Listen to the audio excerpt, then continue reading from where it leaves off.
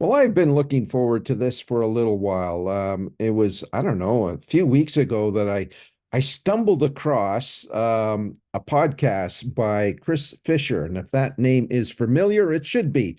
Chris is pretty well known in these parts as a bird expert. He co-authored Birds of Alberta among I think around 16 other books that he has written with other bird and animal and lizard experts, reptiles. Anyways, enough of that. Chris, I don't want to embarrass you, but thanks so much. Let's talk about this new podcast of yours. Well, it's exciting to be here, and we launched the Birds of Alberta podcast, named after, well, it's got the same name as the book. It's a bit of a brand, I guess, that I'm associated with, and it really is the result of a quarter century now. The field guide came out 26 years ago, this month here in May 2024. So, in response of having communication with readers and Albertans over 25 years. I've really learned a lot from engaging people in the natural world, what they're looking for, and it certainly has evolved over the years. So this latest endeavor, the podcast, is really a response of continuing to share storylines that Albertans really seem to value about our natural world. I was going to ask, what information are you passing along through your podcast that you felt like you couldn't or didn't pass along with the books? Well, it was a really different time 25 years ago. We certainly did not have the inundation that we have now of information.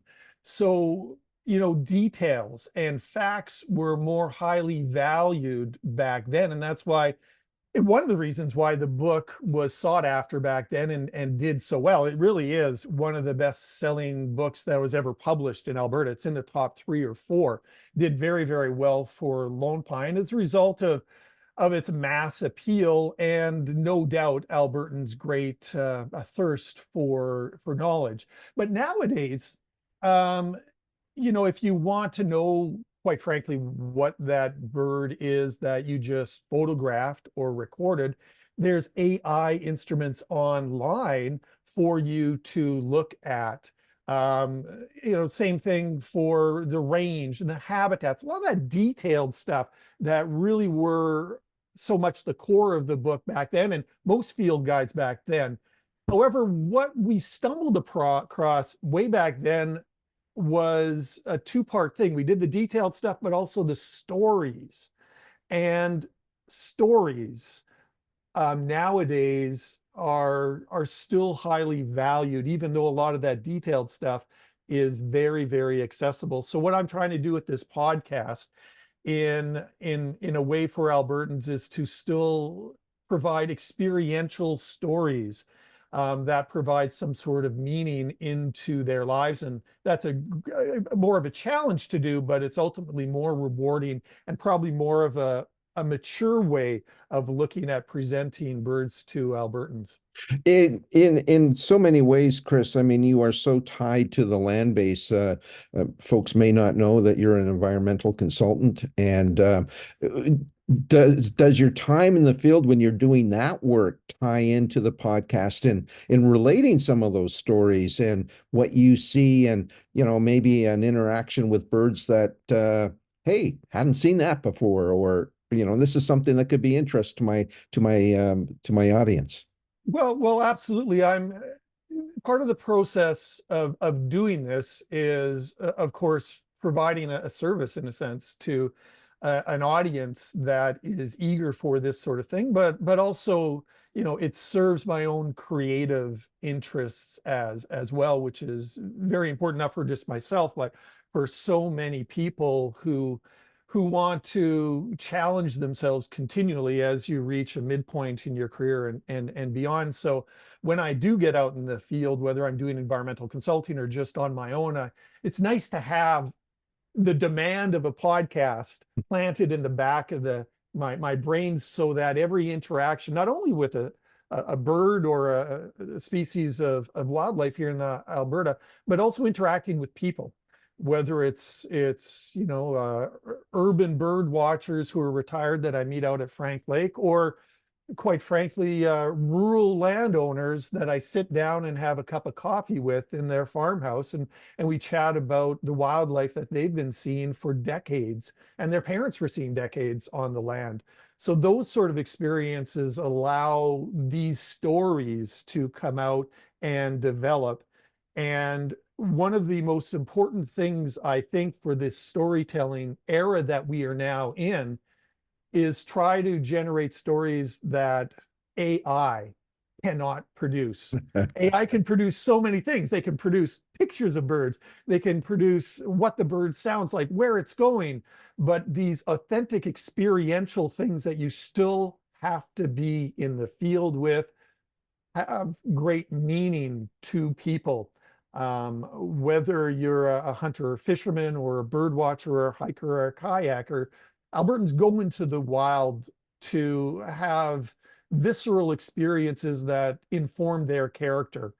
And storytelling and engagement is really, I believe, a major driver to still do this. And this little podcast is an exercise in providing that. You know, I think it's part of the human DNA. I mean, when you look back at and go into some of these old caves and you see pictographs, I mean, that was an expression of an experience. And that can't, as you say, cannot be replicated by AI. Chris, where can folks go and listen to you and get information on what they're seeing on our land base? Well, if you want to download the Birds of Alberta podcast, it's available on all the major streaming platforms, whether it's Apple or Spotify. It's easily accessible. Just Google that particular name and you'll be able to find it and give it a listen and share it with other people if you find it engaging. And most importantly, it's a great time of year to head out. So go out and enjoy it for yourself. And if you enjoy listening to my stories, which are personal, but also about the community that I've associated with over the year, that's great. But bring it into your own lives as well. And if you feel inspired to tell your own experiences and your own stories to your friends and loved ones, yeah, do that as well. Outstanding. Chris, wish you nothing but success with this. I know there's a lot of people out there that are so happy, myself included, that you're doing this. And maybe one day you won't be my AI go-to on what bird is this, Chris? Hey, always happy to be interactive with you, Michael. All right. Chris, thanks so much. I guess maybe just one more thing. Is it a weekly? Is it a set day, that type of thing? Not just yet. They're as I continue to go on, they take a little bit more work because you just kind of want to fine tune it. So when I'm not as busy, I'm more productive. But now that we're into this summer, I'm a little bit busier on other things. Once a week is probably what I'll be aiming at for the next couple of months. And then through the winter time, I'll probably be bumping up a lot. Good thing is there's a lot of critters, a lot of birds, but I'll also be sneaking in some mammals. And as you mentioned, maybe the lizard or two in it. So there'll be lots of episodes to come up over the months and maybe even years to come. All right, Chris, we'll leave it there. Thanks so much for your time today. And as I said, look forward to listening to you more. Always a treat, Michael.